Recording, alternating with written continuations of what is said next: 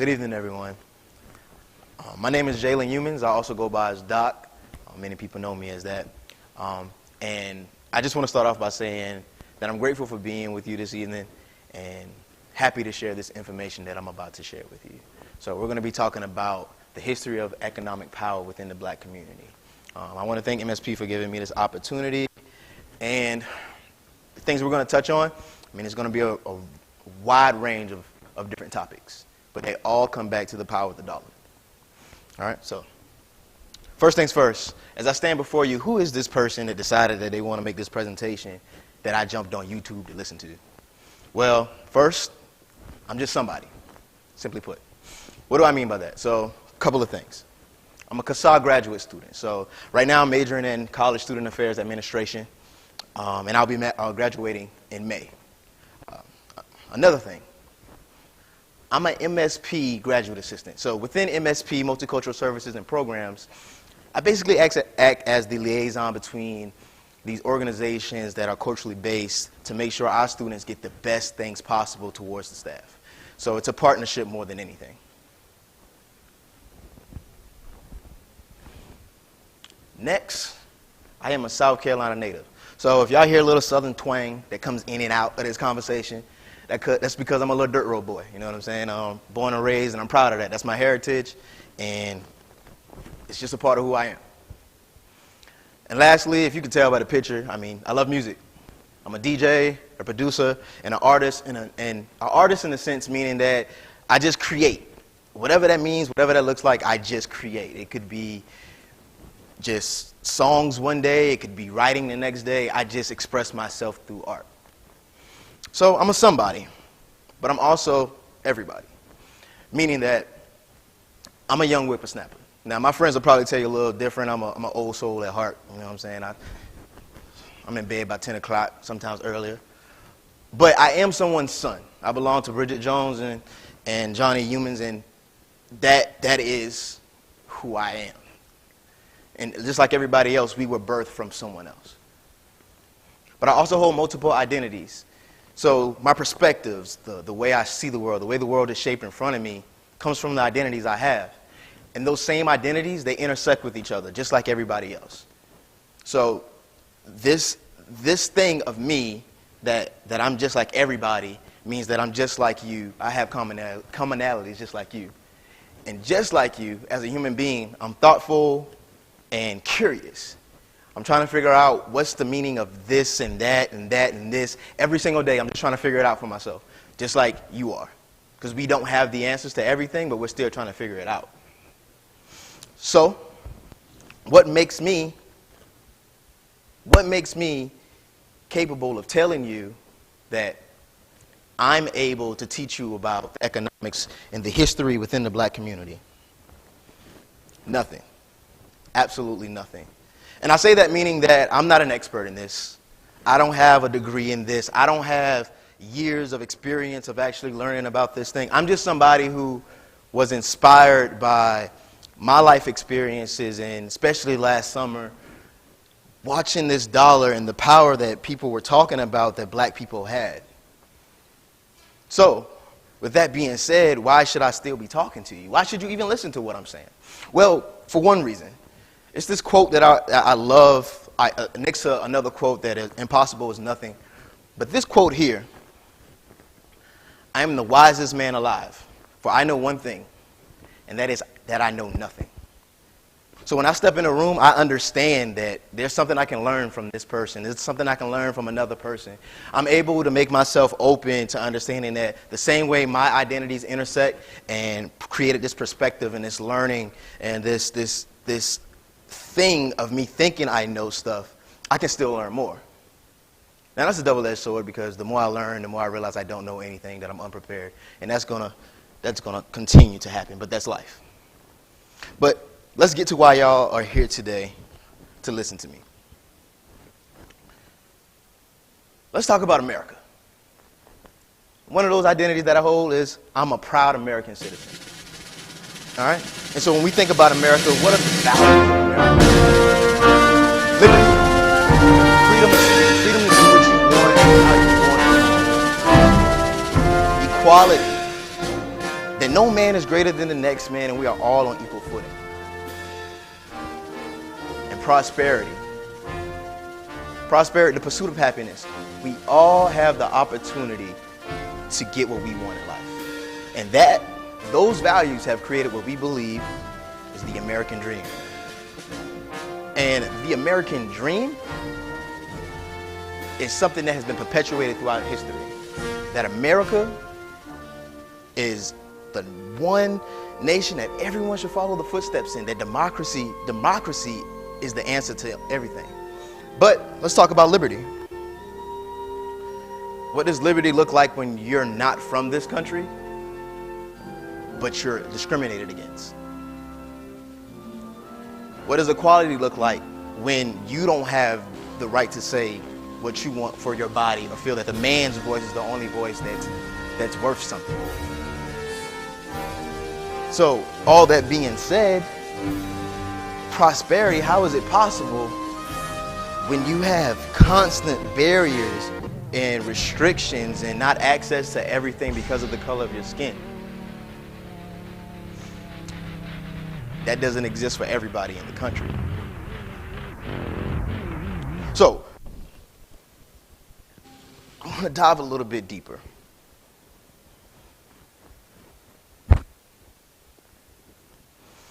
America has been built on so many things, so many things over time, over hundreds of years. And the reason why we're having this lecture series today is to talk about black people. So let's talk about the history, since we're in Black History Month. Music. Well, I love music. Kendrick Lamar is my favorite artist. But within the history of music, we have so many people that have paved the way for what we have today. Ella Fitzgerald, opening the doors for both gender and race when it comes to jazz. Prince, standing up for the rights for music. Also just being so able to cross to soul music, to funk, to rock and roll. That's inspiration. And it's amazing. And even today, we look at people like Beyonce, Kendrick Lamar, all this history. And hip-hop is the #1 genre in the world. So it's been pivotal. Medicine. Over history, we have Dr. Charles Ward. Blood. When we're talking about blood and being able to have the access to transport blood. During World War II, it was pivotal. Or Patricia Bath, who was the creator of LASIK surgery, opened up the doors for so many things when it comes to eye surgery now. Sports. I mean, I'm not going to dive deep into sports. I mean, we got Jesse Owens, we got Serena Williams, Jackie Robinson, Muhammad Ali. I mean, so many people have paved the way in sports. And technology, I mean, once you stop watching this video and you decide you want to drive somewhere, if you hit that stoplight with the yield, that's innovation from a black man, Garrett Morgan. Or the slave who created the iron board, which I hope many of you use, that was a creation from a black person. So, I mean, these everyday things that we are constantly dealing with and bathing and like our everyday life is consumed with has a lot of black history in it. But with that history, what have black history seen for it? Well, for music. To this day, there are many artists, many black artists fighting for their right for masters after being taken advantage of, after creating an art that they gave to the world that other people made millions off of. And even if we look at music over time, music has evolved. Most genres have evolved from the black struggle, but have been infiltrated by white Americans over time. We think about medicine, not having the ability to be able to pursue wanting to be a doctor because that access is not there for you. Or when you walk into an emergency room, or you're looking for a physician, not being able to see faces that look like you. Sports. Today, the NFL has 65% black participants as players. But the ownership has not one minority Executives barely see any people of color, and then there are only 3 head coaches out of 32. And technology, I mean, slaves invented a lot of things that they didn't get credit for. And there's still things that happened over time that credit wasn't given to black people for. We're even going to talk about it later on in the presentation about a couple of things. So, what do all these things have in common? Why are you mentioning all these things? Because these things create what we use on a daily, and in this main thing, culture. It's a culture. It is a culture. And this is American culture. But that culture is so pivotal. It's so important to understand the culture because that culture pushes the economy. The economy is the almighty dollar. The economy is what a lot of people judge the country's prosperity on and how we're moving forward. And it makes a lot of decisions. But that same economy, that's so important, that's so pivotal, that matters so much, something that we don't address, is that it was built off the backs of black people. Now, I'm not telling you anything that's groundbreaking. Like, I'm pretty sure many of you have heard this, and if you haven't, I'm happy to be the first person to tell you. But it's true. And so we're going to peel back those layers slowly. So, who am I? I told you all these things just now, and you still kind of don't know who I am. Well, one of those identities that I talked about is that I'm an American citizen. And as an American citizen, America has repeatedly made me feel like a nobody.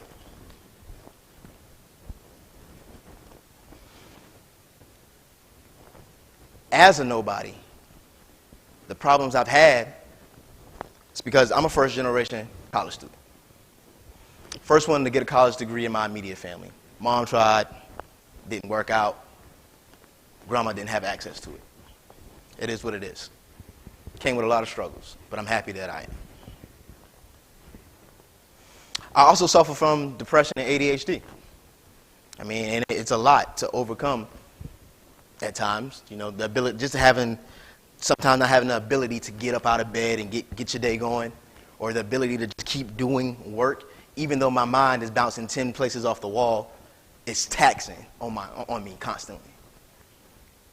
And if you haven't noticed by now, if it's not pretty relevant, I mean, I'm black.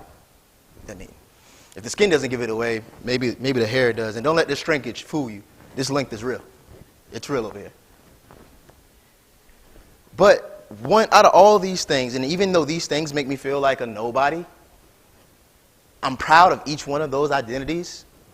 But it's one of these this next identity that I'm not so proud of. I'm financially illiterate. Meaning that I don't know finances. I wasn't taught how to save. I wasn't taught how to spend. I wasn't taught how to invest. I wasn't taught any of these things.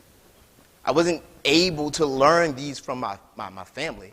And with not knowing it, I'm constantly dealing with a struggle today to understand what is money and how to use it. So, Black History Month deserves us to talk about money because the dollar moves every single thing. No matter what you're doing right now, how you're watching this, you can say, oh, I'm just watching it through Wi-Fi. You have to pay for it. Everyone doesn't have access to that. The dollar moves everything you do, where you sleep, where you eat, whatever you do in the dollar is moving that. But I want to talk about the black dollar. Now, black people, we have $1.3 trillion in spending power. Now, this number fluctuates, goes up and down based off what research you use. But that spending power, if black people alone were their own country, would be the 11th richest economy in the world. It's amazing. So this great power of spending money, what does it move? Well, for one, we're the #1 ethnic group when it comes to basically entertainment consumption. So when we're talking about your cell phone, your video game console, whether it's PlayStation or Xbox, or just watching TV or streaming music, we're the #1 ethnic group when it comes to that consumption. So if you have your cell phone in your face, 9 times out of 10, you're probably going to buy online too. Using the computer, we're the #1 ethnic group when it comes to that as well. 11% higher than the average.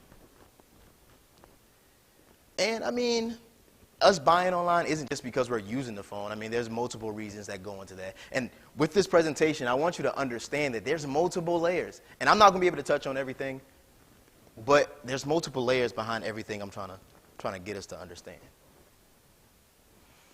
And with your facing your phone, companies understand that there's a lot of power in that. We're moving towards a digital age. Everything we need is on our phone. I know a lot of people had that screen time notification when it first started happening. They were like, oh no, this is triggering. This is too much, that I realize I've been looking at my phone this much. But it's real, and people realize there's dollars behind that. And so the top 20 advertisers in the world, on average, invest $3.86 billion into advertising towards the African American community. That's a lot of dollars. And that's just in advertising. And you know, when you advertise, you're expecting profits from that. And that's just off of our backs. So this spending, this talk of money, all this, all that, why is it important? Well, because it's a culture. It's a spending culture. It's still embedded in the economy, but it's a culture that matters, and it matters to every single thing that we do. That same culture could be detrimental at times, though. So that great power we have also comes with some great responsibility. And to my Marvel fans, you know where that's from, you know, comic head over here, you know. So let's talk about this culture. So that $1.3 trillion, what have we seen from it? Or what maybe not what we've seen from it, but what has happened with it? We're the #1 ethnic group when it comes to the dollar not being in the community as long. So stats have shown that when it comes to the dollar within the white community, it lasts for 17 days. Within the Jewish community, it lasts 20 days. And within the Asian community, it lasts 30 days. Within the black community, it lasts for 6 hours. That means basically if you get direct deposit while you're sleeping at night, by the time you wake up at noon, that dollar has already left our community. And it's pivotal to our success if it's not within our community. So, talking about the dollar leaving, a recent survey has shown that 63% of African Americans prefer high-end or luxury items over store brand, whether they can afford it or not. I mean, it happens. And we're going to talk about why this mentality is a thing. Like I said, it's an embedded culture. And lastly, wealth. $24,000 compared to our white counterparts, which was $142,000. Nearly 7 times. So, I'm going to keep going. Keep going. I know you're kind of tired of me throwing numbers at you, so let me give you a little bit of interaction. So check this out. This culture is constantly happening. So about 2 weeks ago, this headline happened in the news. Lil Uzi Vert said that he paid $24 million for a pink diamond that he put in the middle of his head. Now, I'm not counting his coins. It's your money. Do what you want with your money. Hey, spend it, do it, whatever. You know, you made it. You made it. But he also said that that diamond cost more than his house, his Bugatti, and all his cars combined. And that he was making payments on it since 2017.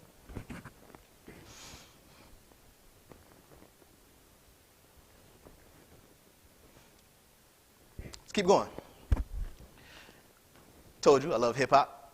And this song right here, these lyrics right here, I mean, I listen to it because it's just something about Manny Fresh hitting my sub in my car that I gotta hit it. I gotta hear it. And I believe me, it's relatable. But these lyrics are also very, very alarming when you really think about our culture as black people. Have y'all heard these Stay Fly lyrics? I mean, I wish I could have played it for you because, I mean, I ain't gonna lie to you, it still hit when I hear it. You know what I'm saying? But the idea of I got a quarter tank of gas in my new E-Class, but that's okay. I'm still going to ride. I got everything in my mama name, but I'm hood rich. These lyrics, these lyrics, as much as it's relatable, because a part of it is like I'm in the struggle and I'm going to get out, it's also amplifying what we're going through and we're trying to get out of. Now, this next thing that I'm going to show you, a part of it, I will be completely honest, is me as a black man, just sitting in my privilege a little bit. Now, I'll full transparency, as a black man, I will also say that as black men in our community, we have failed our black women, and we need to do better. And that's not just a hashtag, that's just not just a statement. In our behavior, we should do better. But this right here, this trending video, it has some things we need to peel back on.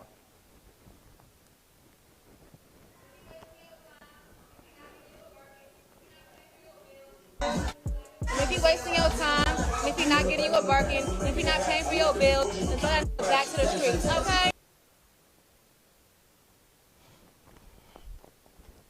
I mean, now, in no way am I saying that the thought process is completely wrong, but that's not everyone's situation. And if we begin to put value in our relationships or in our beings based off of material things, I don't think that's a good path to be heading down.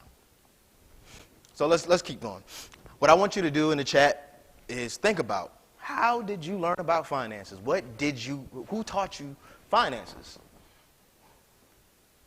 Or now that you are probably making a little bit of money, and if you're not, no shame here, because I mean, I'm not making a lot of money. I may look like I am because I got these clothes on a little bit, but I ain't making a lot of money. Who do you lean on for financial advice? How transparent are you when you're asking them for financial advice? And where did they learn their financial information?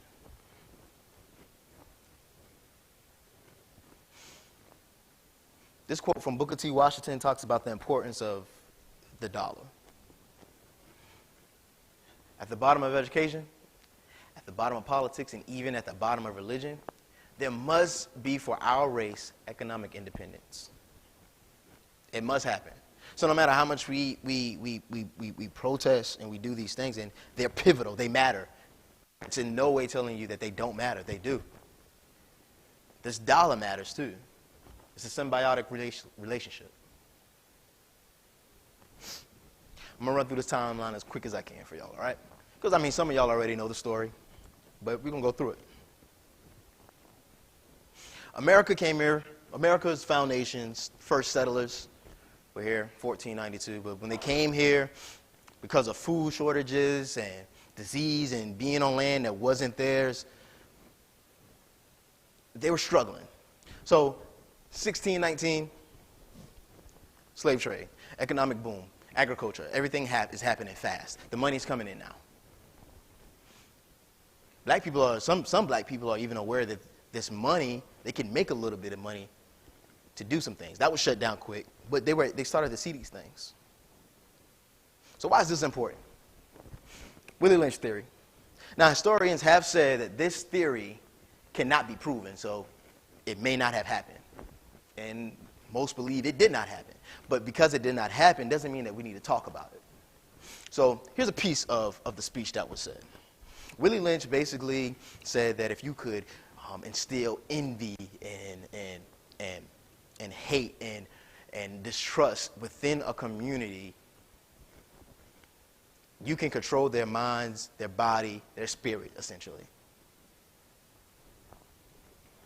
Now, like I said, historians have said that this quote doesn't really matter. Well, here's something from Lupe Fiasco, one of my favorites as well, saying that just because you can't prove that it's right, it didn't happen, doesn't mean that it has historical value to it. Because this mindset, this thinking has been perpetuated through our community constantly, repeatedly. So it does matter. It does. All right? All right, after 1619, 1754, you know what I'm saying, Revolutionary War happens. And, you know, America's fighting against the British because of their right to want to be on their own. Again, to that dollar. No taxation without representation. So, I mean, the dollar mattered. You know what I'm saying?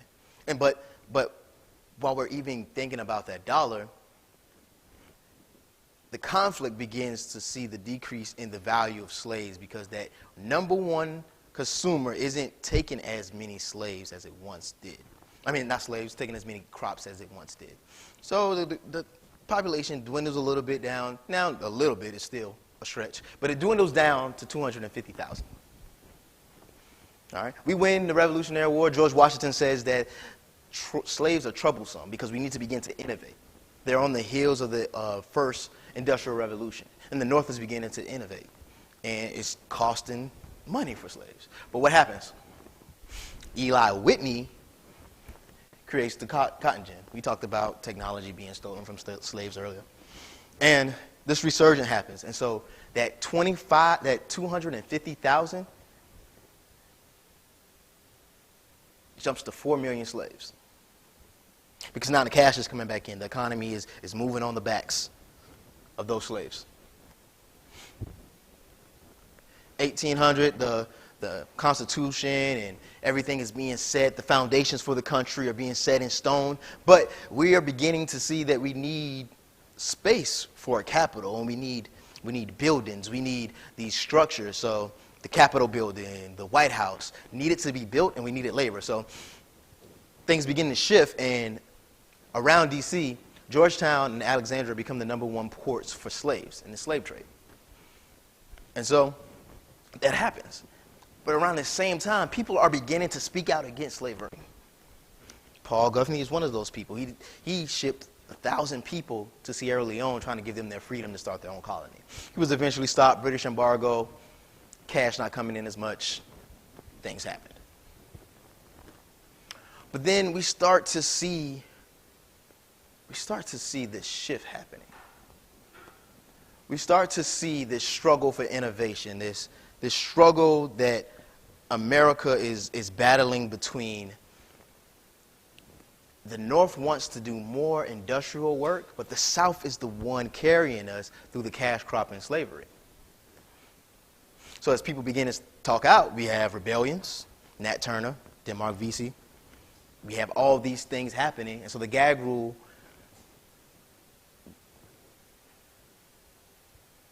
So the gag rule begins to hinder people. Gag rule is basically saying if you talk out against slavery, you're killed. The compromise is that the states that have slaves keep slaves. States that don't, they won't have them. But even that wasn't enough to stop a civil war because the dollar was the moving force, and that dollar was empowered by slaves. Simple, easy put. We all know the story. Lincoln frees the slaves. Economy needs to rebuild. So Lincoln says we have to give African Americans the ability to live once they're free. He starts the Freedmen's Bureau and the Savings Bank, and those African Americans or slaves who were in the war, they made a little bit of money. They invest in the Freedmen's Bank, and they're able to start seeing a little bit of something happening for themselves. But Lincoln is assassinated, and Andrew Johnson says this. Essentially, the government was made for white people, empowered by white people.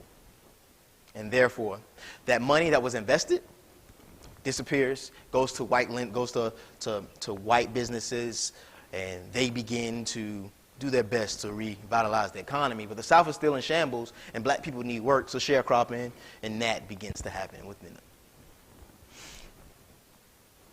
But something else is happening around this time. Black people are building small towns, small cities all over the country, are being able to do this and that with the money that they're able. But they also realize there's political power that they now have, now they're able to vote. And being able to vote, they see the lower white class being mistreated, and they pair up with them and are able to say, let's take this country back. Y'all have heard that before. also realized that there's more work in the North. They're moving in different directions than in the South. We can actually do things. So they begin to populate and build their own wealth. But with this wealth comes a lot of trouble. A lot of trouble. And it builds a lot of fear. A lot of fear. So, that political shift, that political ability to have power within their towns, these are a couple of places that had that. Wilmington was one of the first places that had it. They were able to do things and do things on their own. There was also Atlanta. There was a buzz within the city of people being able to do things on their own. And then, of course, if you've seen Lovecraft Country, Watchmen this last year, you've seen the stories of Black Wall Street in Tulsa, Oklahoma, at Greenwood. That fear of power, of dollars moving, empowering black people, led to death. So, Wilmington, there were actually African Americans in political positions. They actually voted people into political positions. But the opposing party decided that wasn't the vote that they wanted. And they overthrew the government within that town. That may sound familiar. And so Atlanta, lies of racism led to a massacre. And even on Black Wall Street, same thing. Now, you're probably looking and being like, this is a story we already know that happened in the South. And it's true, but there were so many places that it constantly happened in. You have South Carolina with the Charleston riots. You have St. Louis with its riots. You have Brownsville outside of the Army fort, where black soldiers were trying to enlist and be a part of that. There was a race riot there. I mean, there were so many riots around the country around this time. It was labeled as the Red Summer, and they were based on race. And it wasn't just the South. There was also riots in New York City. There was also riots in Chicago. There were also riots in Ohio. These things just continued to happen over and over and over again. So, that same timeline we were talking about, as black people begin to gain a little bit of power, a little bit of political power, and then this fear-mongering happens, black people both lose money financially and for their spirit. Now, a couple of years goes by, and the economy, it sinks completely into the Great Depression, and FDR begins to do these amazing things that begin to revitalize the economy, and World War II happens, and these things are moving forward. But black people are left out, and then the middle class is created, putting black people even further down the totem pole.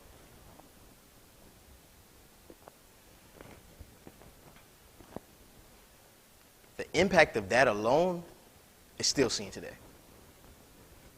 But we're resilient. As black people, we're resilient. We make the most out of nothing, and we keep pushing. So time goes on, and then voices are beginning to be heard as the civil rights movement comes along in the late 50s and early 60s. We even moved the dollar one time with the Montgomery bus boycott. Took a while, but the dollar moved and change happened. Proud example. And even though the economy was beginning to try to do this war on poverty, black people were still being left out. Black people still didn't have that access that other people had. So, keep pushing, we keep moving on. And Civil Rights Act of 1965 and the Voting Rights Act gives us the capability to vote. And bunch of leaders speaking out during this time, doing as much as possible for us. Now, I know there's a lot of hoopla, a lot of lusting for Fred Hampton right now, you know what I'm saying, because Judas and the Black Messiah came out last Friday, which is a great film, if you get the chance to see it. It happened, and there's a lot of hoopla around. But I want to touch on something a little bit different. Why these two men? Well, for one, we all know the FBI once labeled Martin Luther King the most dangerous man in America. Well, after the Civil Rights Act, things shifted a little bit in his focus. He started speaking about economic empowerment, starting to bank black, starting to invest in our community because of the dollars we had. His movement, he understood, cost money. He was able to move because of the money that he was fortunate enough to be born into, and also from the people collectively behind him. Fred Hampton was very similar in his thought. Now, it was a little bit stronger than the thoughts that Martin Luther King had, but the idea of empowering our people and bringing our people together was amazing, but it was also a great threat. And so both of these two men were assassinated. And I say that but we're talking about outside forces. But I also want us to recognize the inside forces that impact our community. And so these two other men were also preaching economic independence, also talking about dollars. Malcolm X and Nipsey Hussle. But these two men were assassinated by people within our community. That Willie Lynch theory is coming right back around. And so, we move on. The 80s, I mean, we talk about the 80s. I mean, we're going to shift through this a little bit more. The 80s is also known as the time of Reagan, the Reaganomics, and disenfranchisement begins for our people. Our people aren't able to have access to all the things that they want, as the government funding is slashed, taxes are increased, all of these things are decreased, and the deficit is ballooning, but we're being left out. Drugs are also being pumped into our communities as well. And then in the 90s, we saw the 94 crime bill, which was also a big balloon for the economy, as well as private prisons begin to build their dollars off the backs of black people. So we've seen this constant culture of us feeding the economy, it being built on our backs, us being forces within the economy, but we haven't taken advantage of it.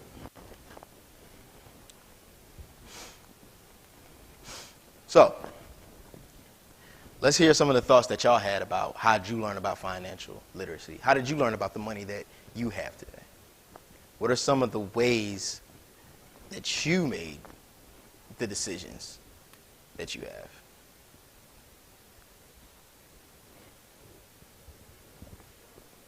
Yeah, read it to me.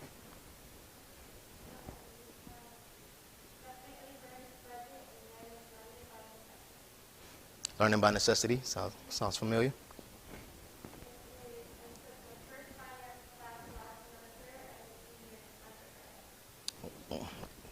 Sounds familiar to me too.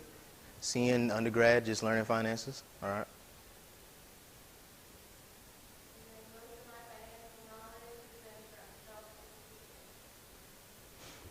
So self-education. Now that's the one right there that's important.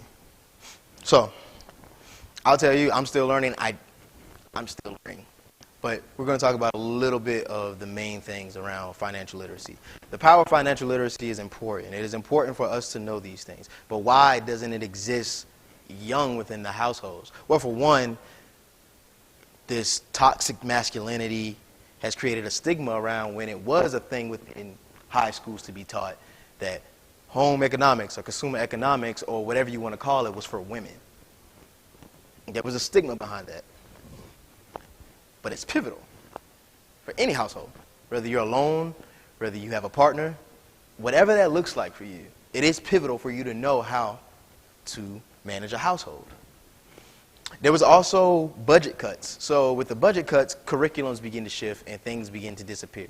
So those Reagan economics we talked about earlier, these courses were some of the first to go.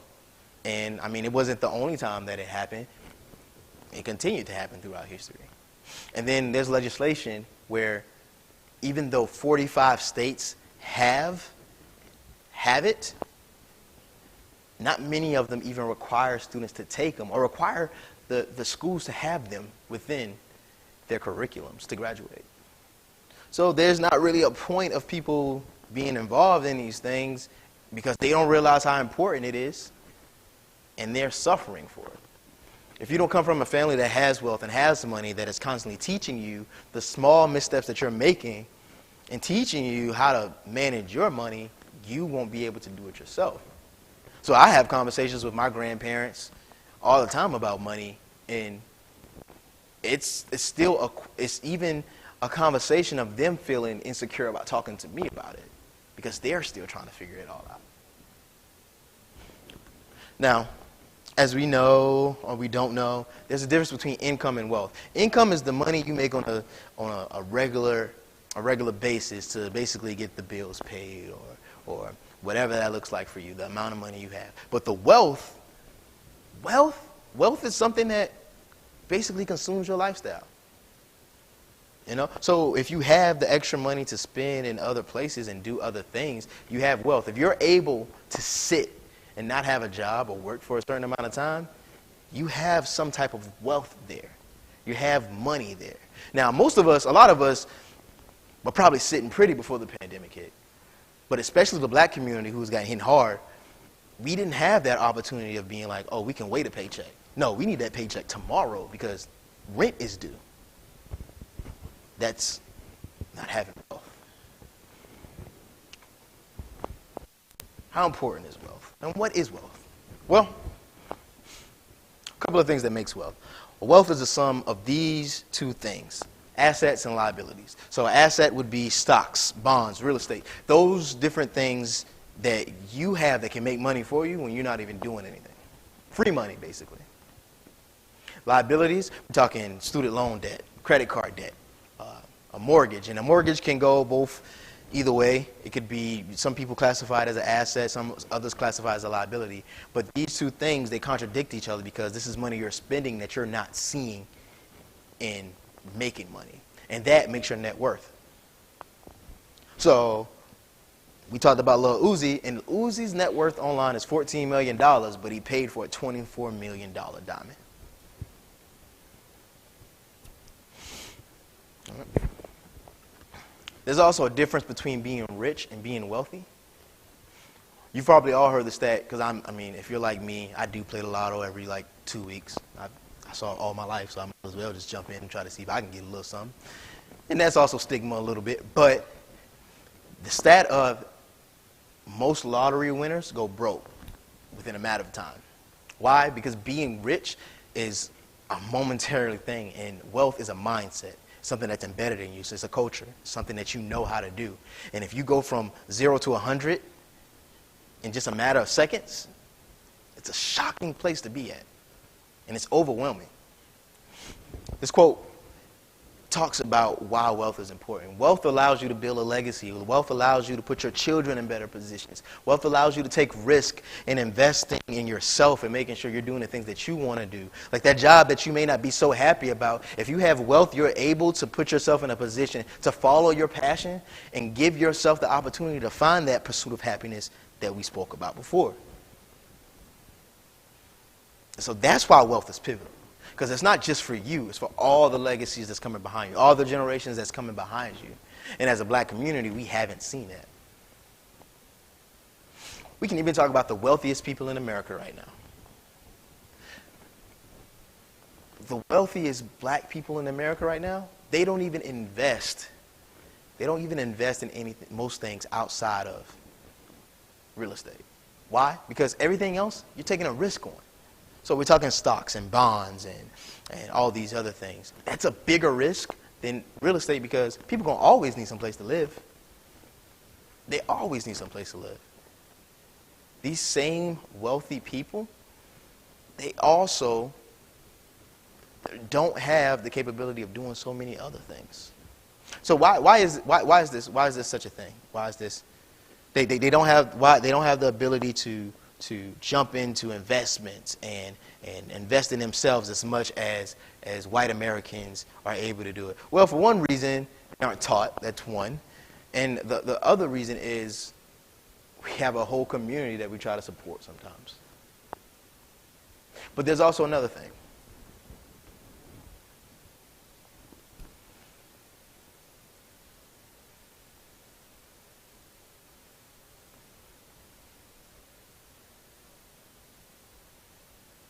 We aren't in positions to do it. Simply put, you read those two things, we aren't in the position to do it. All these different tax breaks, all these different innovations and things that you're able to do, if you take these risks, we don't see those benefits because most of our community is in the lower 20% and aren't able to do that. And we don't have the savings to do so. Just a comparison, the white community, the average savings account has over $100,000. People of color, we struggle to get over the $10,000 mark. And this is a collective. This is not just saying, all black people. No, because I'm pretty sure I'm one of those people. I don't have $10,000 in a savings account. But our most wealthy people allow us to hit this average. So I'm going to show a quick video real quick. It's about 5 minutes. And it goes back to this mindset that we're in right now. And if you have the chance, it's 20 minutes long, but I'm only showing 5 minutes. If you have the chance to watch the whole thing, you should check it out. It says a whole lot about where we are today. Backing of this big new buying power to be a leader in the field. What do you have to sell? Chewing gum or cars? Toothpaste or transportation? Whatever it is, here are millions of prospects. And these prospects are everywhere. Negro customers can no longer be pigeonholed. They cannot be classified as prospects who trade only in certain stores, certain neighborhoods. Today, Negroes shop downtown. They shop in supermarkets. They shop in small neighborhood stores. They'll buy from anyone who wants to sell to them. But we all know that before you can sell to customers, you've got to get to know them. You must understand something about them. What do the Negro customers buy? Why do they buy? How do you sell to them? Let's find out. Let's hear the opinion of men who have spent a lifetime studying the buying habits of customers the world over. Here is what sales psychologists have to say about selling to the Negro. The secret of selling to the Negro is expressed in one word. That word is recognition. Now, there's nothing unusual about that. People want to be recognized. They need recognition. That's basic in all of us. But perhaps because he's had so little of it, the Negro needs even more. He needs to feel important and appreciated. This need is a very real and important one. It shows up even in many of the Negro's shopping habits. Anyone who sells or wants to sell to the Negro customer should know about some of these habits. 3 habits in particular play a big part in every sales transaction. To begin with, most Negroes buy by brand. They ask for products by name. They're quick to turn down off-brands. Do you wonder why? Well, listen to what this customer is thinking. That last hat I bought, it just didn't hold up at all. You see, for a long time, the Negro has been sold a lot of shoddy, second-class merchandise. So now he asks for name brands in order to make sure he gets his money's worth. Buying by brand, that's the first important Negro buying habit. Now for the second. The Negro buys good quality merchandise. Symbols of quality and prestige are very important to the Negro customer. This woman, for example, is buying fine crystalware. But she is also buying the admiration and approval of her friends and relatives. Listen to her thoughts. My, isn't it beautiful? I can hardly wait to show it to Sally and Joan. It's a well-known fact that many Negro customers are influenced by the opinions of others. What their friends may think of a certain item often decides whether or not the sale is made. So remember, the Negro buys quality merchandise. That's the second important point. And here's the third thing to remember when selling to a Negro customer. When he specifically asks for one thing, don't try to sell him something else. Don't try to switch him at the point of sale. If you do, he'll probably react something like this. Doesn't he think I've got the money to pay for it? There's a reason for this reaction. Again, because he's had experience with cheap merchandise, the Negro resents being offered a substitute. He wants to be sold on quality, not price. The Negro buys by brand, he buys quality, and he doesn't like to be switched at point of sale. These are the keys to selling the Negro customer. Another point. The Negro family does things together, as a group. The family works as a unit. It lives as a unit, and it buys as a unit. When you sell to one member, you many times sell to all. It's also true that many places of entertainment are still closed to the Negro. So he spends more of his money for the things that are available to him, often for items that are considered luxuries. Another trait of the Negro market is the fact that it is a pre-sold market. We know that the Negro buys by brand, and he buys the brands that he knows something about. Where does the Negro buyer get this information? We know that Negro customers are turning more and more to the publications that are tailored specifically to their needs, that give them the news and the information that they want to read about. Many leading businessmen and companies already know this. That's why so many of them are taking this direct, sure route of reaching the Negro customer. The vice president of advertising of the Gruen Watch Company, for example, says this.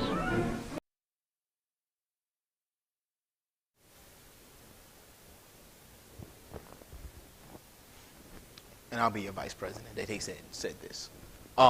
So this is a culture that's been like perpetuated since the 50s. That our spending habits are based upon the way that we're sold to.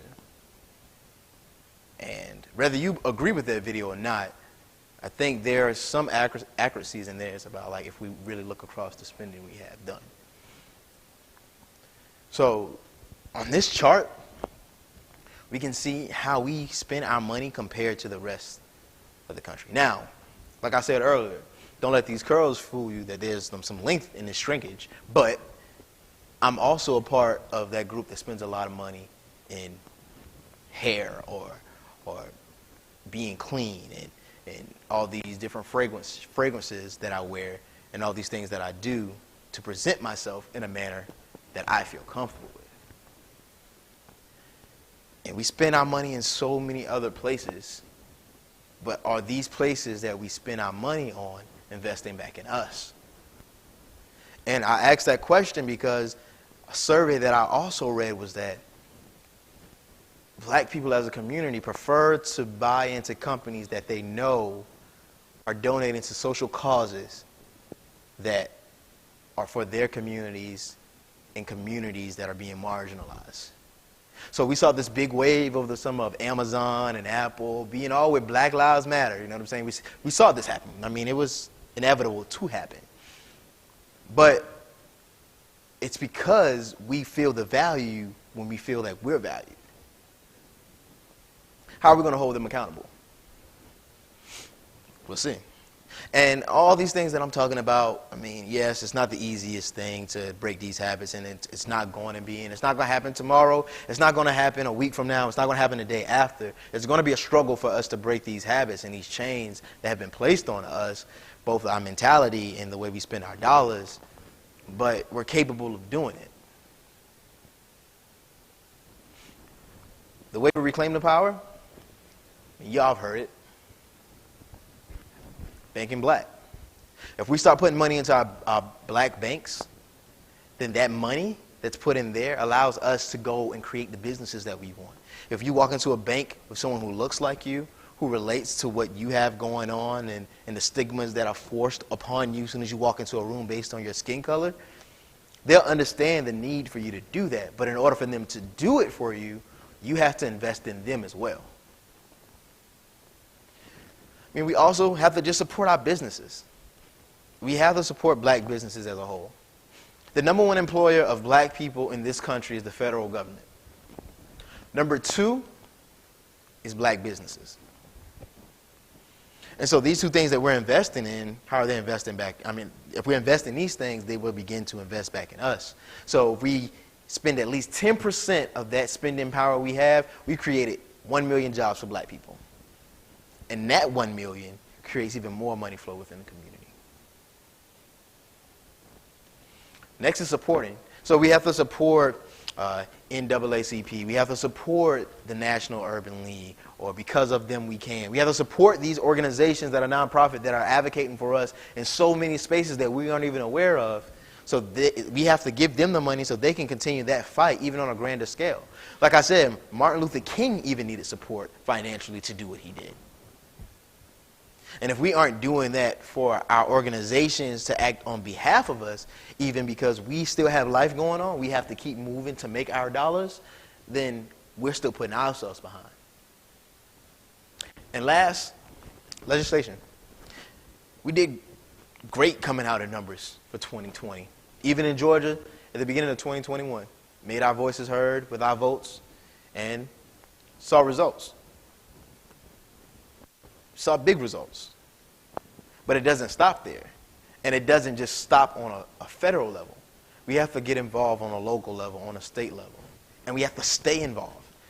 It's not just every 4 years. It's not just every time we feel rejected type moment. It's an everyday process. And even if you can't invest in it, start investing in opportunities and things that are actually paying attention to these things. So we did great and felt amazing when we got our first black president and got Barack in office. And yeah, I mean, there may be some justification in saying that Barack Obama didn't do everything he could for black people, but we also fell short by not showing up in 2010 and showing up in 2014 to make sure we enabled him to have a Congress that was supporting a lot of the things he was pushing through. So we have to also do our part. It's a symbiotic relationship. Now, these are the big, grand ideas. Where do you start if you decide you want to take what I'm saying to heart? I guess the first place would be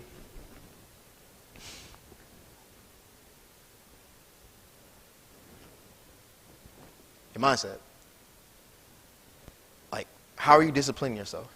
How are you able to keep the dollars within the community? How are you able to hold on to a dollar a little bit longer than you thought you could? And I'm speaking from a place of privilege. And most of you may be in a position of privilege while you're watching this, because we also have to be able to read the room that everyone's not going to be able to do that. So we can preach this, but we have to be aware that there are people struggling from bill to bill, that option isn't even available for them. Next is education. We have to begin to read. We have to begin to take the initiative to put ourselves in positions to learn, watching more YouTube videos and following more people of financial insight. But that also comes with access. So if we don't have the equity for our people who are in a position to do the things we're doing, we have to remember them as well. And lastly, we just got to be transparent.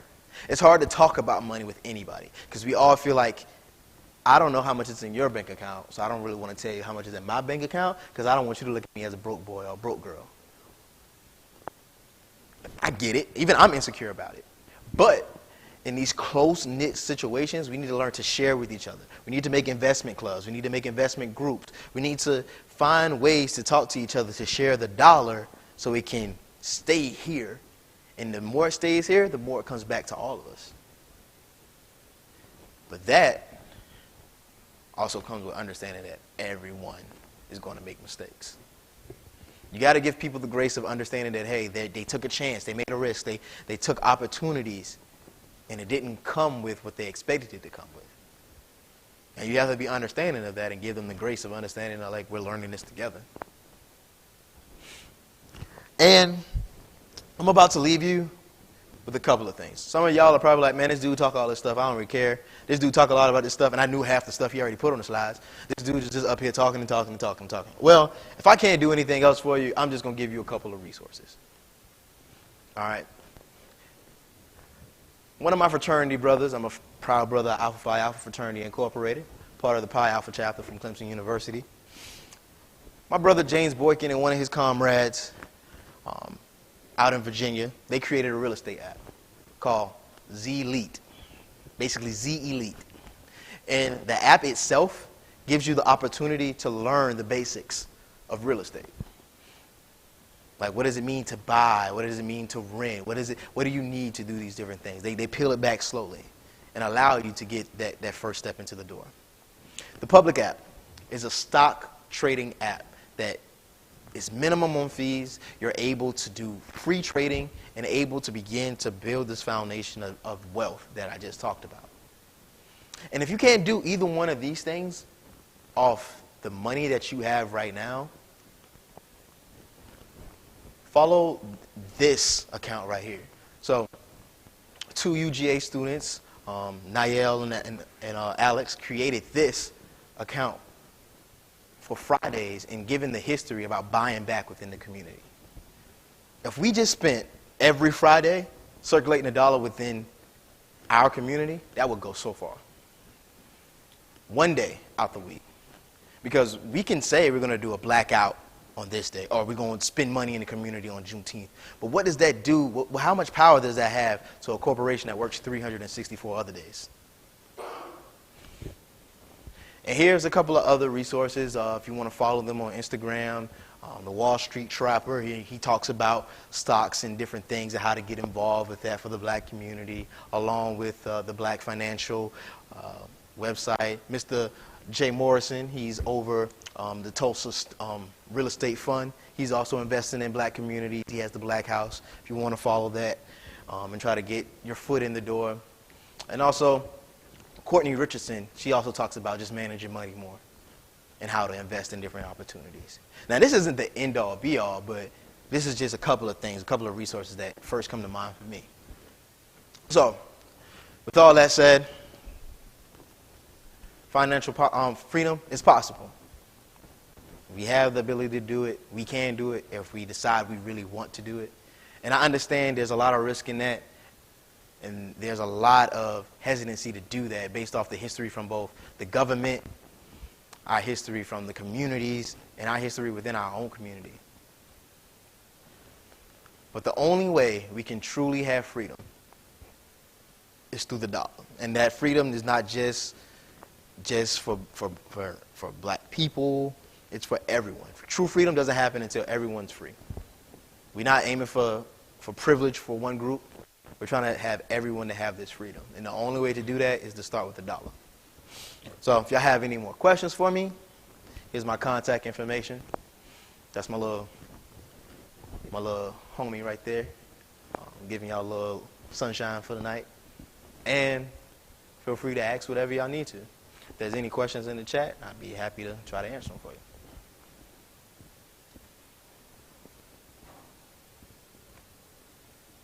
How do you think government sponsors gentrification of African communities affected the economic power of the communities in America? I think this question is a little... I'm not understanding the question.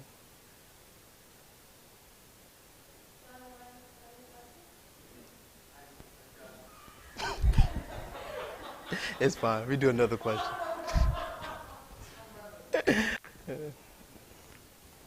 What is a way we can promote financial literacy among the young black community? How can we inform the new generations? We have the power right now. Our phones are literally filled with so much information that we're not taking advantage of. So like I said, given those resources that I spoke of and finding your own resources, those are pivotal as well. But as college students, most of the students who are probably watching this, you have organizations that are able to talk to these communities right here in Athens. You know, fraternities, even the ones I'm a part of, the one I'm a part of, and the ones I'm not a part of, we have to begin to make these investment groups and these things that students can hear, these little small things that they're able to.